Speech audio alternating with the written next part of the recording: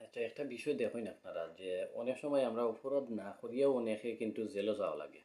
তো আজকে আমি কিছু বিষয় আপনারা লগে শেয়ার করবো। এই বিষয়গুলা যদি আপনারা আসলে অ্যাভয়েড করিয়া থাকেন বা অ্যাভয়েড করিয়া চলেন, অবশ্যই আপনি বিনা অপরাধে জেলে যাইতে নাই।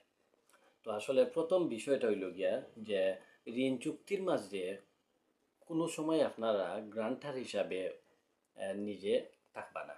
মানে ঋণ চুক্তিতে গ্রান্টার হিসাবে আপনারা থাকবা না।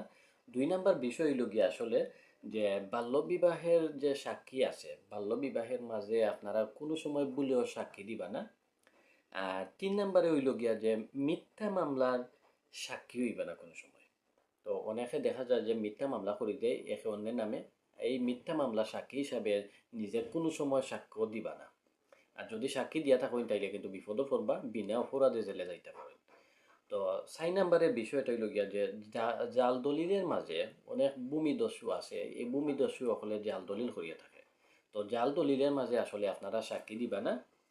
আর ৫ নাম্বারের যে বিষয়টা হইল গিয়া যে আপনি মনে করেন কোনো ধরনের কোম্পানিত বা কোনো ধরনের চাকরিতে জয়েন করতে চাইরা, আর এই চাকরির কর্তৃপক্ষ যারা আছে তারা আসলে আপনারা যে কাগজপত্রের মেইন যে কপি আছে, মেইন কপিটা বা সার্টিফিকেট বা আপনার পরিচয়পত্র বা এনআইডি কার্ডের মেইন কপিগুলা জমা রাখার লাগে।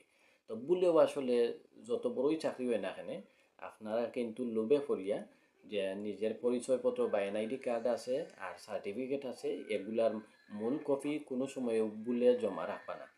আর ৬ নাম্বার যে বিষয়টা, ৬ নাম্বার বিষয় হইল গিয়া যে ৩০০ টাকার স্টাম্পে আমরা দেখি যে অনেকের সাথে চুক্তিপত্র সম্পাদন করে। এই চুক্তিপত্র কিন্তু স্টাম্পের মাধ্যমে সম্পাদন করিয়া রাখে তারা। তো আসলে আপনি বললেও ৩০০ টাকার স্টাম্পের মাঝে বা ৩০০ টাকার স্টাম্পের মাধ্যমে সেগুলোর লগে কোনো ধরনের চুক্তি করতে যাইবা না। আর শেষের যে বিষয়টা হইল গিয়া ৭ নাম্বারে যে সেউরুরে আপনি টাকার ঘর ফাঁকা রাখিয়া ব্লাঙ্ক চেক দিবা না, এবং নিজের স্বাক্ষর করা ব্লাঙ্ক চেকটা কোনো সময়ও দিবা না। আজকে যে বিষয়গুলা কইলাম, মানে যে ৭টা বিষয় আমি আপনারা লগে শেয়ার করলাম, এই ৭টা বিষয় যদি আপনারা কিতা করেন যে করিয়া থাকেন, তাইলে অবশ্যই কিন্তু বিপদে পড়তে পারেন আর অপরাধ না করা সত্ত্বেও কিন্তু জেলে যাইতে পারেন। তো আমি যে বিষয়গুলা কইছি আসলে এই বিষয়গুলো আপনারা অ্যাভয়েড করার চেষ্টা করবা, যাতে কোনো সময় এই কাজগুলো আপনারা করবা না। আমার মেসেজটা বা আমার পরামর্শটা হইল গিয়া এই কাজগুলো যদি আপনারা না করেন তাইলে কিন্তু বাঁচিয়া থাকবা। আর যদি এই কাজগুলা করিলেন তাইলে কিন্তু অবশ্যই বিনা অপরাধে কোনো সময় আপনার জেলে যাওয়া লাগতে পারে।